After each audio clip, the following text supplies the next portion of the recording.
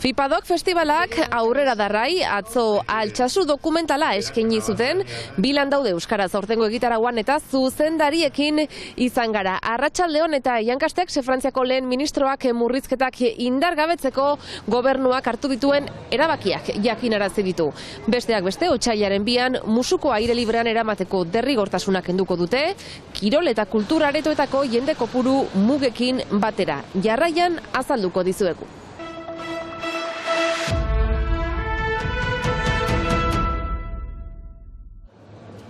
Urrengo asteetan zehar, koronavirusaren aurkako neurriak arinduko ditu Frantziako gobernuak. Halaxe iragarri du lehen ministroa den Iankastexek. Astelenetik aurrera adibidez, txertatze pasea ezarriko da, azkenean 16 urtetik gorakoen artean. Horrela, 3 dosiak izan beharko dira jatetxe eta ostatuetara sartzeko. Edo garraio publikoa erabiltzeko besteak beste. Aldaketarik nabarmenenak hala ere, otsailaren 2tik aurrera nabarituko dira. Kalean ez da beharrezkoa izango maskara jantzita eramatea. Telelana arinduko da, eta kultur edota kirol ekitaldietan ikusleak eserita badaude, ez da edukieran murrizketarik egongo. Egun batzuk beranduago, otsailaren 16an, dantzalekoak irekitzeaz gain, ostatuetan ere zutik kontsumitu ahal izango da. Oraingoz aldatuko ez dena ikastetxetako protokoloa da. Castexek berak adierazi duenez, otsaila bukaeran aztertuko dute hezkuntza arloan ere neurriak arintzea.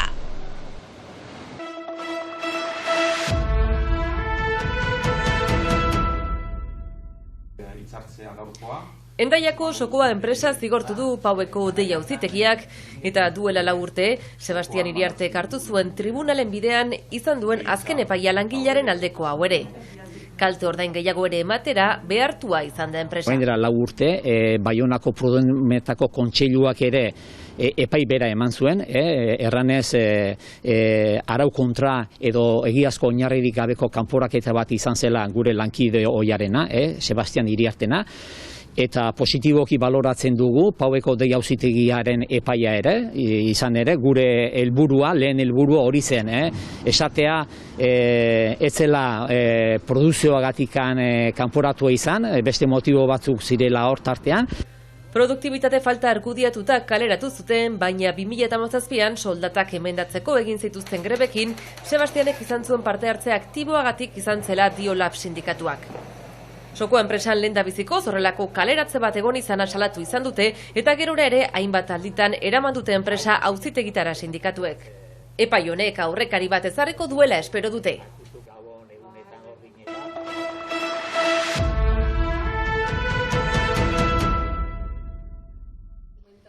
FIPADOK festivalak aurrera darrain miarritzen eta atzo euskarazko lanetako bat ikusteko parada izan genuen. Altsasu gaura hain zuzen.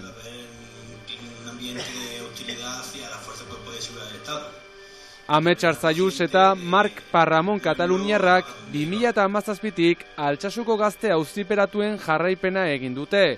Nafarroa garaiko herri honetan, ostatu batean 2016ko urriaren 15ean gaueko ordu txikitan, hainbat gazte eta zerbitzuzkan poziren 2 guardia zibilen artean jasotako afera edo borroka bat arteko, herriko 8 gazte auziperatu baitzituzten. Beti dena errana da, baina beti bada beste manera bat, beste gisa batez errateko ez. Sekulan ez da modu guztietan errana.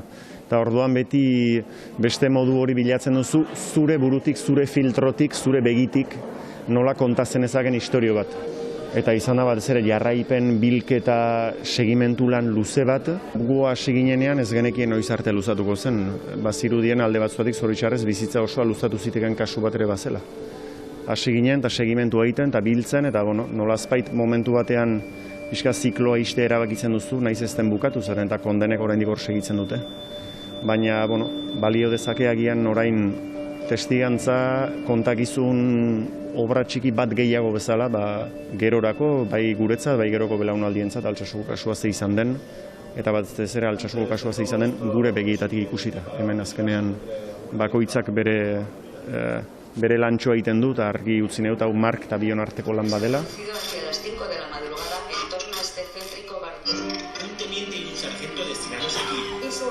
las parejas. Una emboscada total de salvaje baleados, atacados por más de 40. Un centenar de personas. Gaur egungo gizartean gauzak ailegatzen dira asko eta azkar ere pasatzen direla gure burutik. Eta pasatzen direnean esaten du, eta zer gertatu zitzaien gazte hoiei eta nola geratuko zen. Orduan berriro ere gogoratzeko, hau da nik uste dut memoriareko material bat edo testuak gordetzeko eta Euskal Herriko memorien mantentzeko. Hasieran ahalegin egin genuen bai Guardia Zibilengana, haien familiengana hurbiltzeko, azkenean Altsasun bizi zen jendearengana iritsi nahi genuen. Ez goi instantzietara, baina bai Altsasutik nola bizi zen hau, eta Guardia Zibil horiek Altsasuko parte ziren. Etzen aukerarik izan, eta haien familiko aurride batekin grabatu ahal izan genuen, eta grabazio hori guztiak gero etzitzaigun utzi erabiltzen. Beraz, hor ikusten da atzetik joko bat ere badela, eta gure ahalegina izan arren denengana iristea eta denei nolazpaita hotsa ematea, etzen interesatzen. Prozesu guzti hau zergatik bultzatu da, gazteen artean eta gizartean orokorrean beldurra txertatzeko. Altsasuko kasua simbolikoki izan dena da eta desberdina elkartasun sarea izugarria eta oso anitza eta transversala izan delako. Eta behar bada horrek ere eragindu presio edo burua uste pixka bat hau sukaldatzen zen lekuetan, ez? Nik uste dut Altsasuko kasia bereziki simbolikoa izan dela lortu duen elkartasun mugimendu indartsu horregatik. Horrek bai egin duela desberdina bestetatik. Hombre, hori gure biografian eta beraien biografian betiko egongo da. Eta hau da irakaspen bat alde batetik gauzak onak jaso ditugu eta ondorio txarrak ere izan ditugu. Baina nik uste dut horrekin ere ikasi behar dela bizitzen eta gure abestiak esaten duen modun gauza txarretatik onen atera eta aurrera egin.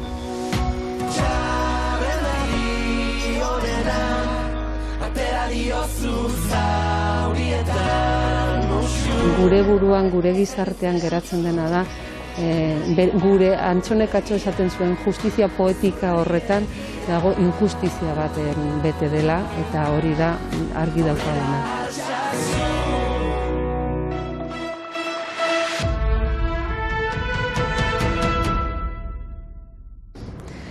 Ikus-entzuleok, asteburua gainean dugu eta hainbat hitzordu proposatuko dizkizuegu Irati eta Aitorrekin batera. Hasteko Baionan kantu zen hitzordu nagusia hilabetero 4. larun batean egiten dutena.